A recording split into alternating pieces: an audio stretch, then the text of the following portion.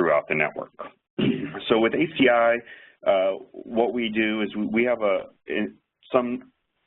as opposed to a traditional SDN model, which is fully software-based. It's a software-based overlay. Cisco decided to take a hybrid approach to SDN and have a hardware and software-based approach to SDN, where the hardware, Cisco's Nexus 9000 switches, is the actual fabric. We then use the ACI and the APIC as the fully SDN programmable policy. And what that does is it changes a bit of how we're used to building networks, a bit different approach to our traditional networking methodologies of VRFs and VLANs and ACLs and routing and things like that. And we have a new policy model that we want to look at. And what I wanted to do today is just give you a brief primer of that, and then we're going to go in and we're going to show you guys that and the actual interface here in a bit. So what is the ACI policy model? How is the ACI policy model built? It starts with what is called a tenant, and a tenant is a container for your policy. So the tenant itself is what represents your it could be a user, it could be a company, it could be a common tenant, it could be a business unit within your business, it could be a production, it could be dev test. But what it is it's a convenient way to separate policy for your different environments. So it's not a private network in and of itself. It does not in and of itself do isolation of our traditional IP routing constructs, but it does give us a way to represent a grouping of policy. Within a tenant, that's when we start talking about VRFs. So a VRF, or you may see this listed as a context. You may also see it called a private network. But as network engineers, VRFs are very much what VRFs always have been. It's a layer 3 forwarding domain. It's an isolation of your routing services for your network. So within a tenant, you can have multiple VRFs, but you're not going to have multiple tenants within one VRF, if that makes sense. But there will be at least one tenant there will be at least one VRF per tenant. The second big topic that we kind of talk about within the ACI network constructs is the concept of a bridge domain. And the concept of a bridge domain is one of those that it's taken me a little bit of time to kind of wrap my head around, because it smells like a VLAN. It some ways acts like a VLAN, but it is not a VLAN. It is simply a way to manage flooding within your network. So it is it's a way for you to do the layer 2 unknown unicast and broadcast flooding in your network, ARP flooding within your network, as well as if you are going to do routing for a VLAN, or I'm sorry, routing for a subnet, the bridge domain would do that unicast routing for that subnet as well. The nice thing about a bridge domain is it does not have the traditional limitations of a VLAN, the traditional number limitations of a VLAN. We can build more. Hosts can belong to, you can do separation of policy within a bridge domain. So if two hosts are sitting within the same bridge domain, you can actually do policy separation between them and do things like micro-segmentation and things like that. So it gives us a great ability to control networking functionality without the limitations of traditional VLANs. Once we get those established, we go on to kind of the endpoint communication, the endpoint communications, and that's where we start getting into our how two endpoints will communicate throughout the network. And as many of you may have seen, that's where we get this concept of an endpoint group. And an endpoint group is a logical grouping of endpoints representing an application. So they're independent of those other network constructs that I was speaking of, bridge domains and VRFs, but it is a way for us to say, hey, if this endpoint, be it a virtual machine, a physical machine, or container, if this endpoint belongs in this EPG, we can apply policy to it.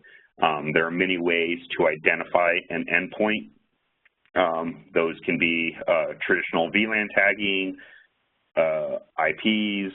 They can be a tag within your VLAN, or within your virtual environment. So you can actually tag your virtual machines with a tag and say, this is your EPG web, or this is a web endpoint, and it would be put into your web EPG. Now, by default, ACI is there is no communication between EPGs whatsoever. So it is deny any by default. What we need in order for two EPGs to communicate is what is called a contract. And a contract is analogous, in my mind, to an ACL. It allows you to tell what type of communications can exist between two EPGs. In this example, you can see our traditional three-tier app, the EPG web, app, and database are communicating with each other. You can see that an end user can communicate to EPG web can communicate to EPG app, and EPG app can communicate to EPG DB, as well as some common EPGs, such as maybe NFS data stores or management. If we take all of that information and we combine it into a grouping of EPGs with contracts, we have what we call application network profile, and that is in essence what your application looks like, all the communication with it in your application. Those profiles are reusable, redefinable, and very manageable. So if you have a situation in your business where you have a traditional three-tier app or four-tier or five-tier or N-tier app or anything like that you seem to spin up over and over and over and over again, you can actually take this application network profile and you can repeatably copy them and clone them and quickly deploy that type of application in your network without having to go out to your network in a traditional manner and program ports for VLANs, write ACLs, configure routing, change policies, and things like that. The application network profile allows you to easily define your application and easily allows you to push those out and repeatedly define them. So with that, what I wanted to get into also is just a quick quick overview of the ACI policy model, but also a few design examples for ACI. How can you deploy ACI in your network? Maybe you're not quite ready to start building all the EPGs and the contracts and those types of things, but you do want to get some of the availability, the visibility that you can get with the ACI fabric, and you want to start actually working to define those application-centric constructs. So there are a couple ways we can actually take ACI and blend it into the world of traditional networking constructs. There are several examples that we can talk about. We call these network-centric designs. There is this particular example is a network-centric design where we do a layer 2 ACI fabric. So all the layer 3 routing happens outside of the fabric, but we extend layer 2 within the ACI fabric. So essentially what we're doing here is we're building a bridge domain and EPG per traditional VLAN is kind of the the methodology, and then we do no contracts within those. We do no contracts between those EPGs. So essentially, what that means is, in order to communicate from one EPG to another, we're routing outside of the fabric, and we are then talking to another EPG through our traditional methodology that we all know and love today, going out to a router, either routing back in, filtering that through a firewall, or allowing our traditional methodologies to use that fabric. So that's one methodology to build out an ACI fabric and use it in a network that you may not know all the application communications today. Another one, very, very similar looking, almost looks identical. However, this one is layer 3 focused, which means we are actually routing inside the ACI fabric. So what that means is we are actually we're defining a default gateway on the EPG. We are allowing routing between two EPGs, and we may define a few contracts for communications between that. Nice thing about this is we then start getting some of the benefits of the ACI fabric from a routing perspective, which is, you know, a pervasive gateway routing, which means we can forward on any of the network. We have essentially any forwarding across any of the spines.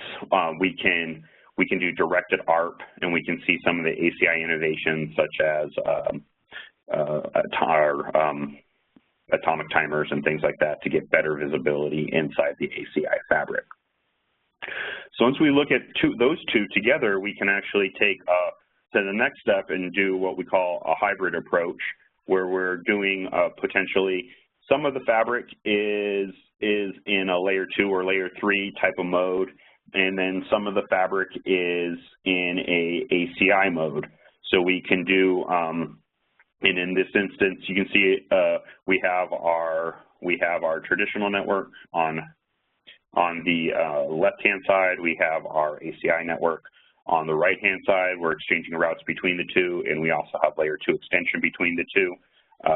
If a host in VLAN 11 wants to speak to a host in VLAN 11 in our ACI, we actually are able to map an EPG into a VLAN and communicate that way. Or conversely, VLAN 10 is also mapped to an EPG, and we can communicate that way. Or if we have a 3-tiered app in our example with our traditional 3-tier app or web app, we can then start creating policy around those and deploying application profiles for those.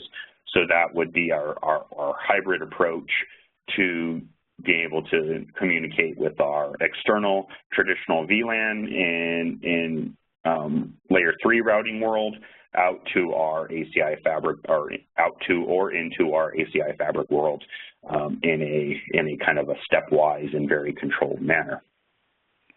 With that, I am going to turn over the presentation to Gabriel for him to give us a look at the ACI policy model.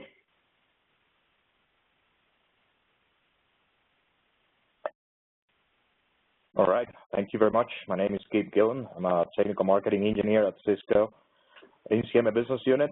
I'm gonna be doing a fairly quick demo on ACI. So give me a second here. Share this application.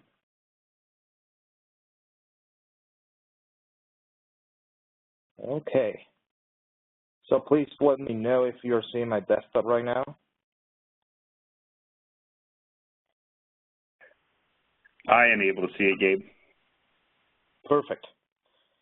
Well, once again, thank you very much, GTRI, for organizing this session, and folks for joining us today.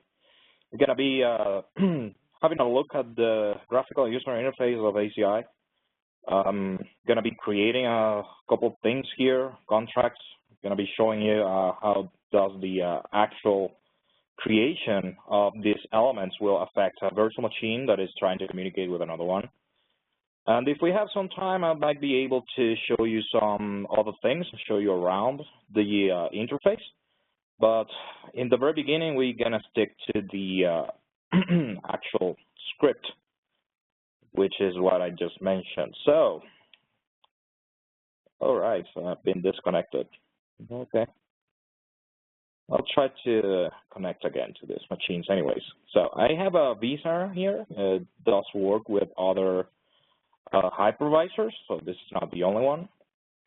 We have this on our lab, and it's probably very familiar for you guys. So I have a couple of virtual machines that they have. One of them is 22250. It's trying to communicate with the other one that ends on 5, which is this one. So they are called ACI Win3 and ACI Win4. These are the two that we are going to be using today. So these are vSAR, pretty much normal. And this is the APIC controller interface. So whenever you log in on this APIC controller, you will see this screen. This is the very beginning of what you will be seeing after logging in. So you have a system health here, which has no information. I just logged in with a limited user. So later on, if we have the time, I might log out and then log in again with an administrator. So you can actually see how this health score looks like. But if you have seen if you have been to some ACI presentations, you probably heard of the health scores that we have inside of the platform.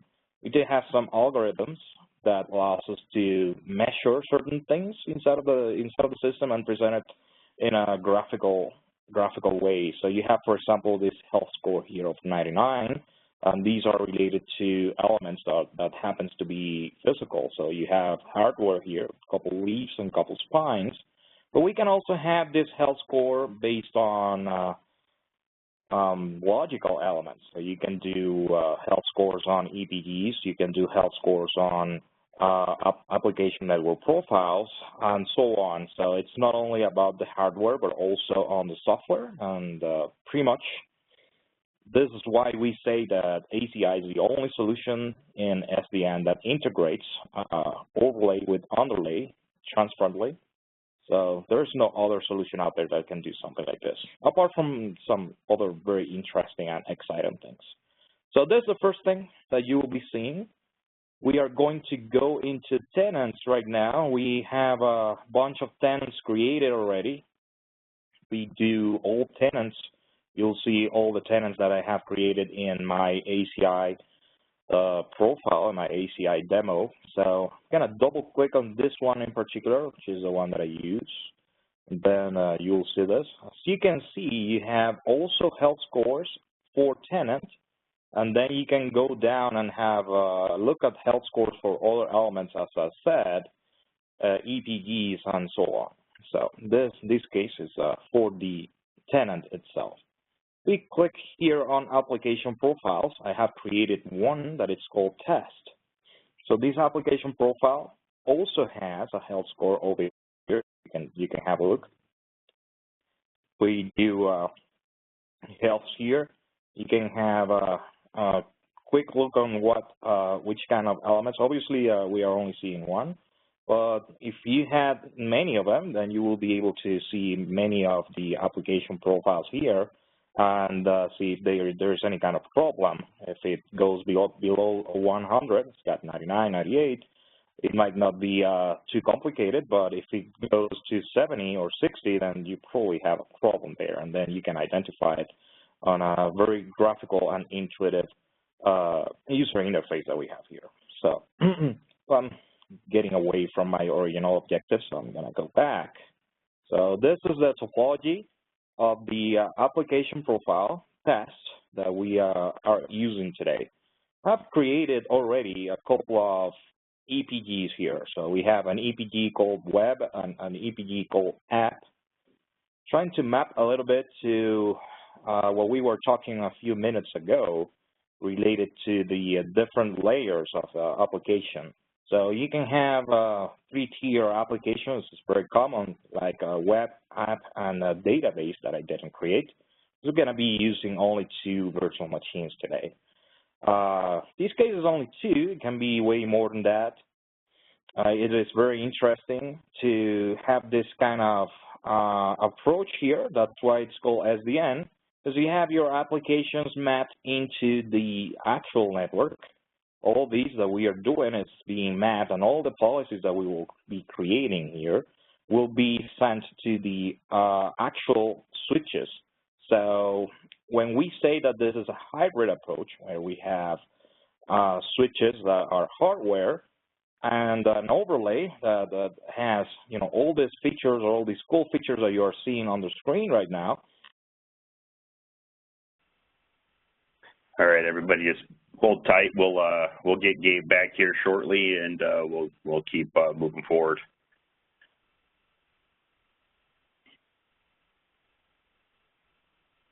Hey, Chris, while we're waiting for Gabe to come back, do we have any questions that we might be able to answer?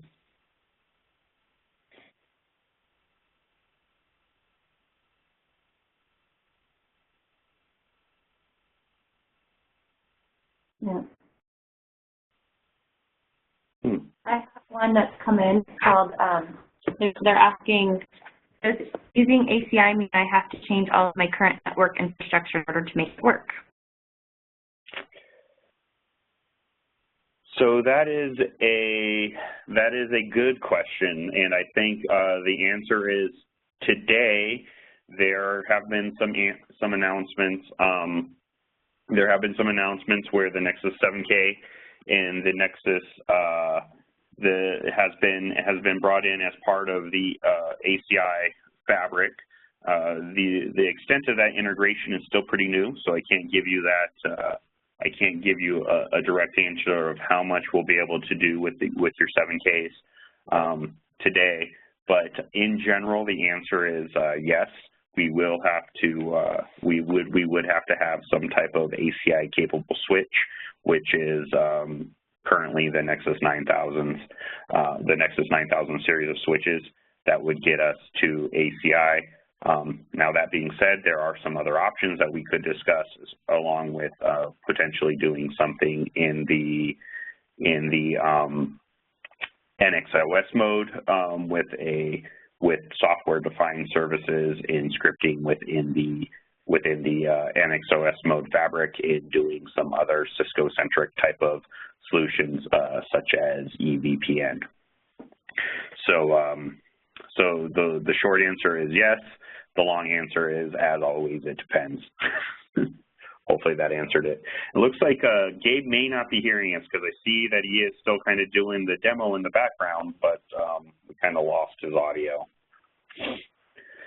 So what I'm gonna do here for everyone on the call is I'm gonna do a bit of a narration for what Gabe is kind of showing within the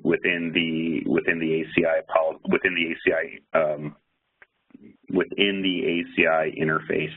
So right now, what he's doing is he's creating a contract between 2 EPGs, and he's showing you this is actually kind of a new feature where we can actually do a no filter, allow all traffic between the 2 EPGs. So that's a way we can go ahead and easily create open policies without having to know what type of TCP, what type of TCP traffic is actually falling between them. So that might be something that you would do in a transitional state rather than in a end state. All right, sorry guys, I was dropped out the call. I don't know why. So I found out that I was speaking to myself. So when did you guys lose me? I don't really know. We lost you pretty early on, right when you were starting to create the connectivity. I was trying to do a bit of a narration for everybody as I saw your cursor move.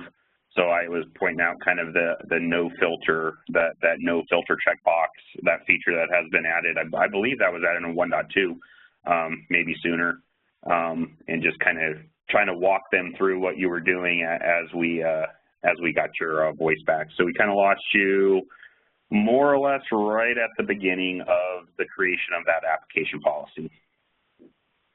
All right. So, well, let's try to continue anyway. So I was telling you guys, and please let me know if as soon as you get the loose audio, let me know, because I didn't realize that I was lost. So, anyways,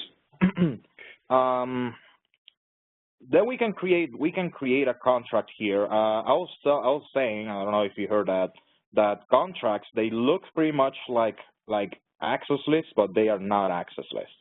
So I tried to create here filters here, so to show you guys that you can actually put different filters with elements in order to allow some kind of traffic. So if we go IP here, for example, then you can select protocols and then create different entries and have your contract created with different filters. So this is not the case today. We are not going to do that, but I wanted you guys to see that you can create that. So difference between this and an actual access list, it's that this is an object. Access lists are not objects. So you can use this element many different times, and it won't be recreating elements in the memory of your switches. The access list is kind of different. So if you go access list, each time you create an access list is taking place in the memory of the device where you are working. And so access lists, if you create 100,000 access lists, regardless of the fact that they look the same, you will have that space repeated 100,000 times in the memory of your routers and switches. So in this case, you can reutilize this inside, and it's reutilized inside the memory of the devices. So it's way more efficient in the use of the memory. So we're still here. So I'm gonna be pinging you guys every once in a while, just in case. You're all good, Gabe. Okay. So what we are going to use today is no filter all traffic. We click here, and once we do no filter all traffic, we make the system behave like a traditional network. So, but not the entire system, just the two EPGs that we are working today. Remember that we created this contract, and we did the drag and drop between the two EPGs, and then we have this. So all the traffic will be allowed. Remember that that contracts are directional, so we can have a contract that is from one way to the other, from one EPG to the other, having one EPG being the consumer and the other one being the provider. So that's an option. We can have bidirectional contracts also, and that's the one that we are going to be using today. So we pretty much allow all traffic between the two EPGs. It doesn't really matter if the traffic comes from one side or comes from the other. But if we don't do that, then we will have a consumer EPG and then provider EPG. So consumer will be able to access resources at the provider proactively, and the provider will be able to answer back. But if the provider tries to access some elements, some resources in the consumer side, it won't be able to do it because it's directional. It's a directional contract. So not the case today. Let's put here a contract name. It's going to be test 4. We do no filter all traffic, and we have an element here that we will not be configuring today, but it's called a service graph. If we click on service graph, you can see here on the top of the screen on the right that a graph element appears as a second step to the creation of the contract. So service graph is where you actually integrate the layer 4 through layer 7 services, meaning that firewalls and load balancers will be configured here. So we will not be configuring a service graph. I can show you though how it looks. Let's see, we're lucky here. This is a service graph. So service graph is it's a graphical user interface here, and it's a serialized set of services that you create. So I can put here firewalls, load balancers, and so on, and then we drag and drop. We don't have any on this platform, but if we had, you will be able to see it here on the left, and you will be able to drag and drop those services here and create your serialized set of services. That's called a service graph, and it's a dynamic way of integrating firewalls and load balancers in the platform. So everything here is logical. So as long as your virtual machines or bare metal servers belong to an EPG web, and they're trying to communicate to endpoints on the app, which is the provider EPG, all the traffic will be sent through this serialized set of services that you have configured here. Everything is dynamic. If you move a virtual machine from one place to the other, then you will be able, you will not need to configure absolutely anything. All the traffic will be forced through these elements that you have configured here. So that's the way it works.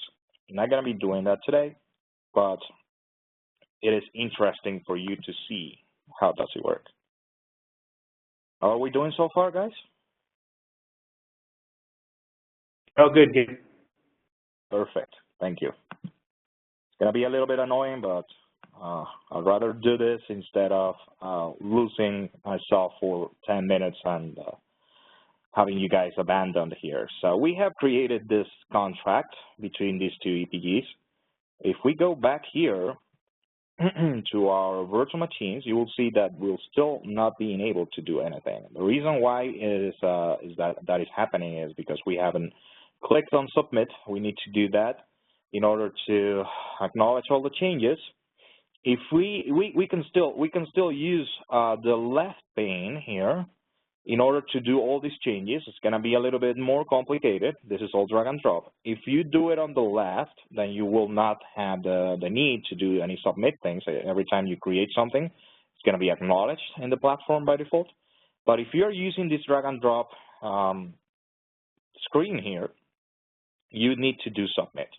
So let's go ahead and click on submit to have all the changes, and then you will see that immediately the communication will happen between these two virtual machines. So this is the creation of a contract. This is how it looks, and it's straightforward. It's no big deal here.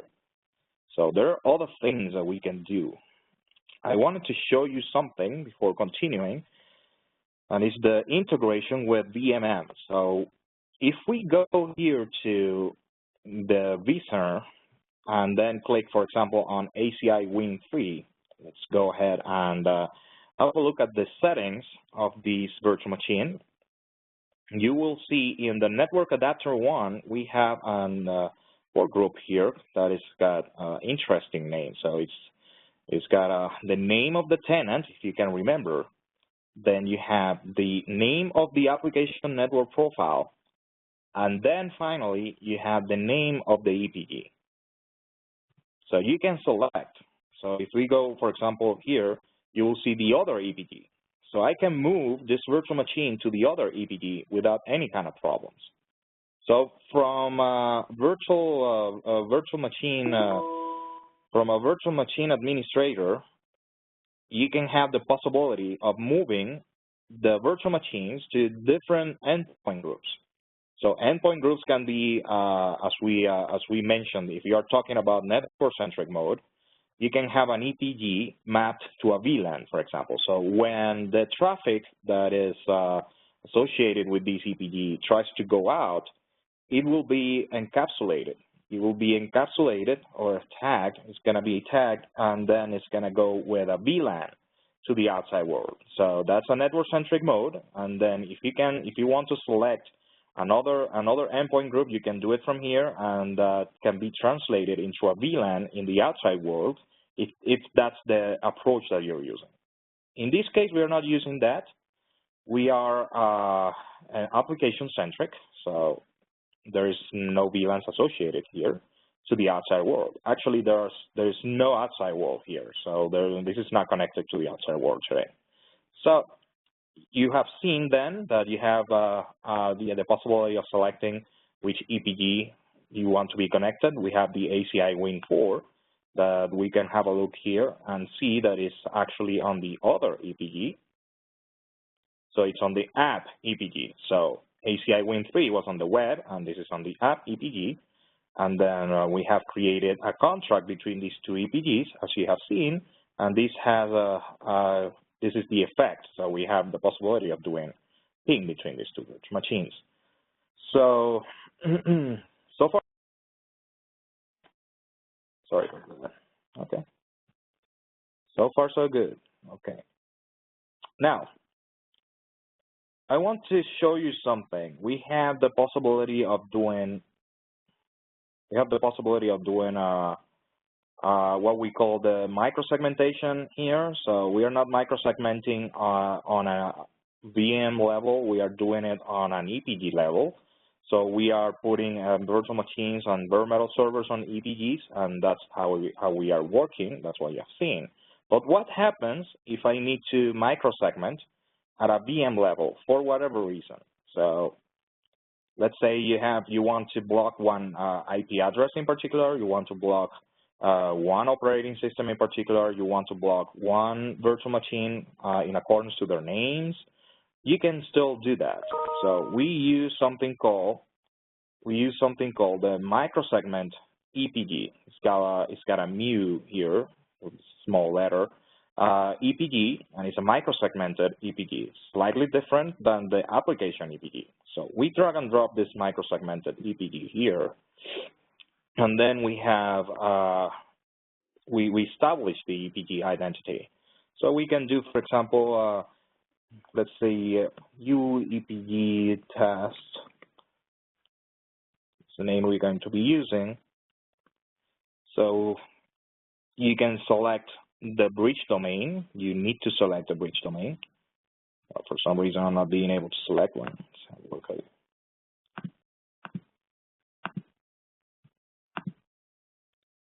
See what's going on. The bridge domain here. I'm having problems connecting to my lab. So log in again. Sorry about that, guys. I'm in Mexico right now, so not that far away as I used to be last week, but still far away. So lab is in Miami. So in the meantime, have a look at this. And everything is fine. Everything's fine here.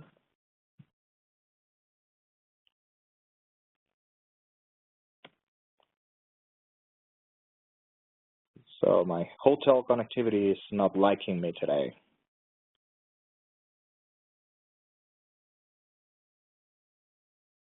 So guys, in the meantime, do you have any questions that you want me to answer? Well, this thing, here it is. Well, I'm gonna show you something before jumping in. So I told you that I was gonna log out. I just did, not on purpose, but I did it. So this is what happens when you log out. So you have the possibility of doing advanced and basic. So basic is the simplified UI that I was telling you about. So we are using the advanced mode today, but basic has got a bunch of wizards that you can use to create port channels and create stuff that usually is not that easy to create. So this is how it works. So we're going to be using the advanced today and logging in. So once again, any questions so far?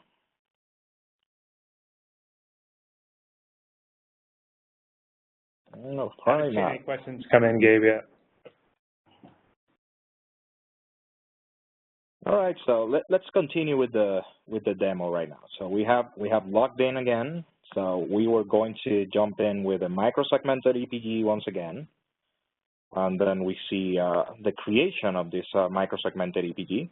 As you can see here, we have gained connectivity once again, and then I'm seeing the bridge domain. So there's a bridge domain I was supposed to be selecting.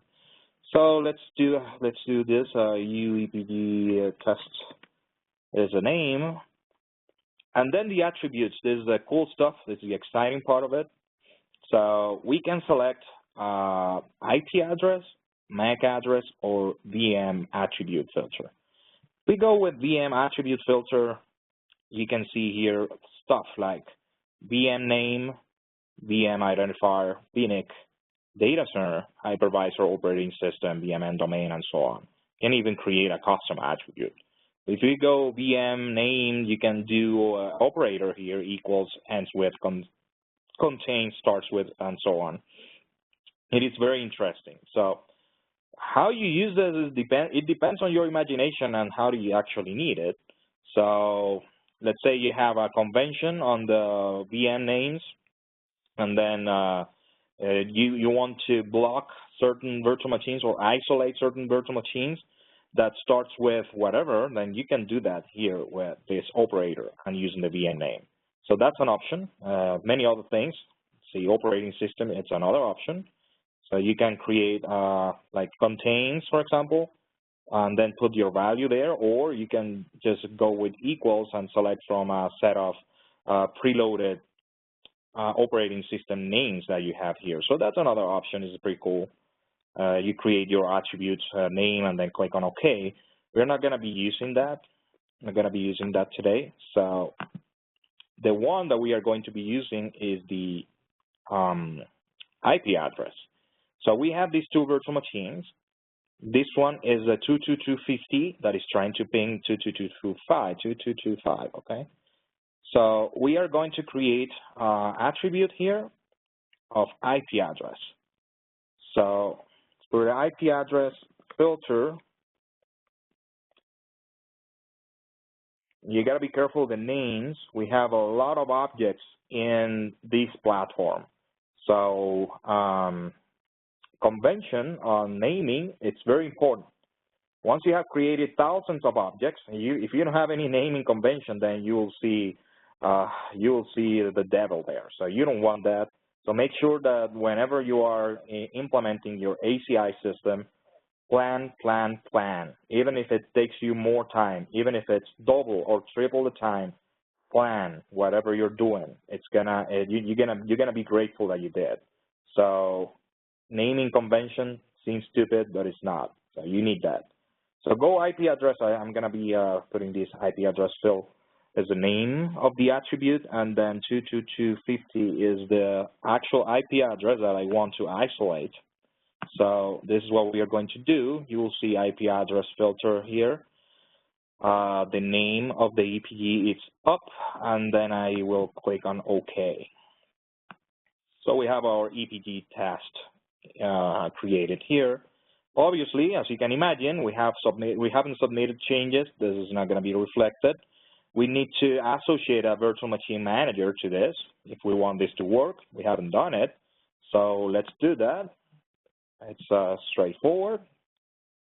We click on plus here, so we add it, and then you will see these virtual machine manager that we have created already. So we drag and drop a vCenter, VMware, so we'll see here vCenter domain that we have configured. Once again, it can be Hyper-V or any other thing. Well, in this case, it can be Hyper-V, so not any other thing because I'm micro-segmented. But if we are talking about traditional EPGs, it can definitely be whatever you want. So not going to be using any port encapsulation in this case, so we click on OK. And then we have our micro-segmented EPG with a virtual machine manager associated to it. We click on Submit and have the changes acknowledged. So you can see the request timeout here happening immediately. So it's no longer being able to communicate, because even when we have a contract between these two EPGs that allows everything, and having a virtual machine in each one of the EPGs, we have isolated one of the virtual machines in accordance to the IP address of the virtual machine. And that's why you won't be able to communicate.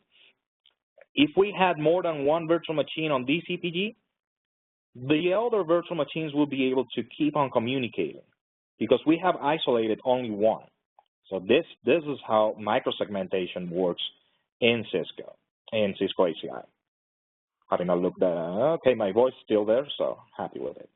Anyways, what if I want to control the traffic? What if I don't want to block that? So just control the traffic. Make sure that other ports are not being other ports are not being accepted in that communication, but the other ports here that are currently part of the EPG can, for whatever reason, I don't know, probably you have malware that is trying to communicate using certain ports or whatever. I mean, there are different cases there, but I can still create a contract between these micro-segmented EPG and other EPGs.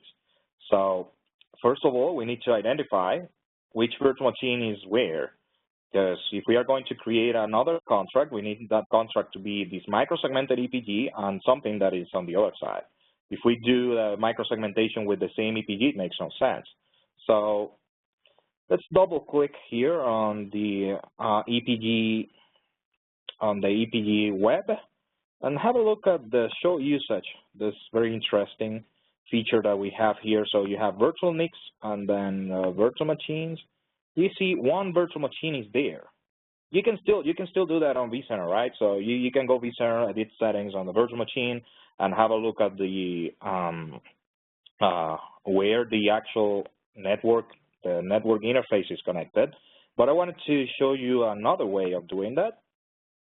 And this is the way, all right? So you show usage on virtual machine, and then you can see that the network adapter with 2225, the IP address is there. So it's this tenant here, test is the application network profile, and then web is the APG. So that's how, and the name of the virtual machine is ACI Win3, by the way. So the connectivity and the integration with the virtual machine manager is absolute. So you have all the information that you may find on the vCenter, you can find it here also.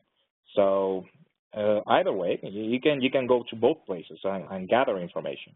If you don't have access to vCenter or you don't want to go there, you don't have to. You can still have that information from here. So we have seen that ACI Win3 that has 2225 as the IP is on the web EPG. As you can remember, we have blocked, or we have isolated 22250 here. So that is ACI Win4. So what we have to do right now is create a contract between this micro-segmented EPG and web, because it's the other virtual machine. So if we don't do it that way, it makes no sense. It's going to be the same way. So you create a contract name, all 7, the name of it. Filtered will no filter. We allow all traffic and no service graph. And then we click on OK. So you have your all 7 contract here that is between this micro-segmented EPG and another EPG. So that's the main difference. So we are on full micro-segmentation here. That's what we are doing. So we go back to the virtual machine. We have a bunch of request timeout. And we click on submit here and see what's going on here. It's immediate, right? So we are now allowing all traffic once again from one virtual machine to the other, so bidirectional.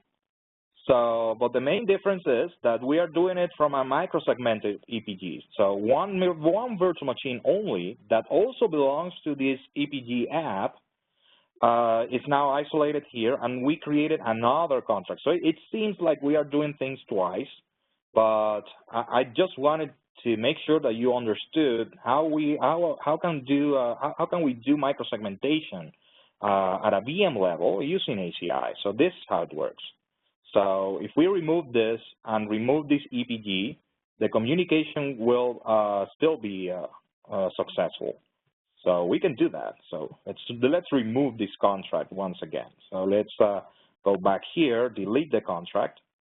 You can see here when you try to delete something, who is actually using it in case you need to, in case there is something that shouldn't be there. So you can see it here.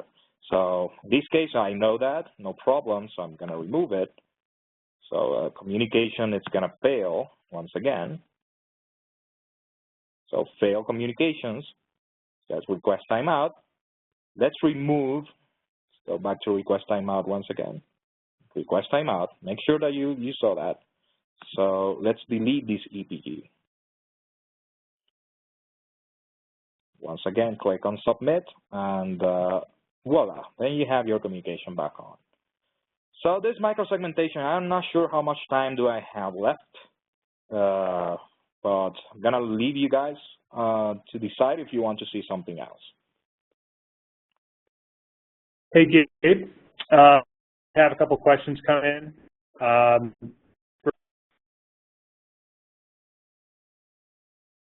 Maximum geographic of an ACI implementation per client.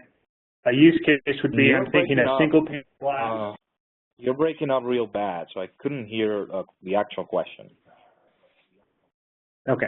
Here, I'm going to paste it into the chat for you. All right. There you go. Okay, what is the maximum diameter of an ACI implementation per tenant? I'm thinking about a single pane of glass to orchestrate same tenant in dual data center, 25 kilometers. That's called a stretch fabric. That's how we call it. So you can do stretch fabric today up to 3 sites, separated to up to 800 kilometers, as long as the latency is less than 10 milliseconds. You need to have dark fiber there. You cannot have any other equipment. It needs to be dark fiber or DWDM technologies. So you cannot have a cloud there. You cannot have a MPLS or VPNs or stuff like that. So that's the way we do it right now, and that's how it works. So you can do stretch fabric up to 3 sites. It's gonna be the same fabric all over the 2 data centers in your case.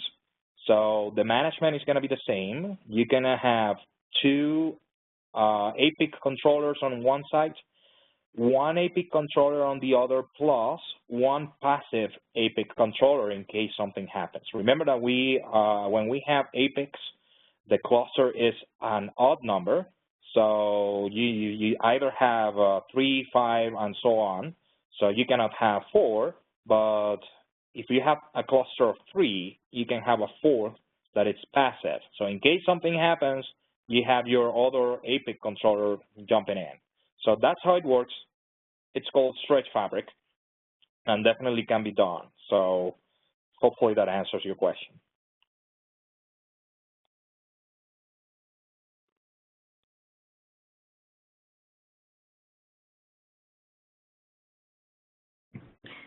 I'm seeing that he says London. London is way too far, so I don't think that's going to happen. But the 2 data centers 25 kilometers apart, that can happen. Okay.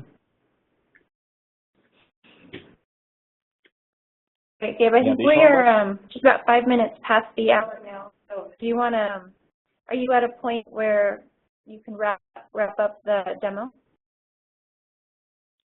Yeah, no, we already did. So I already covered everything that I needed to cover. So just wanted to make sure that if there were questions, we answer them. So that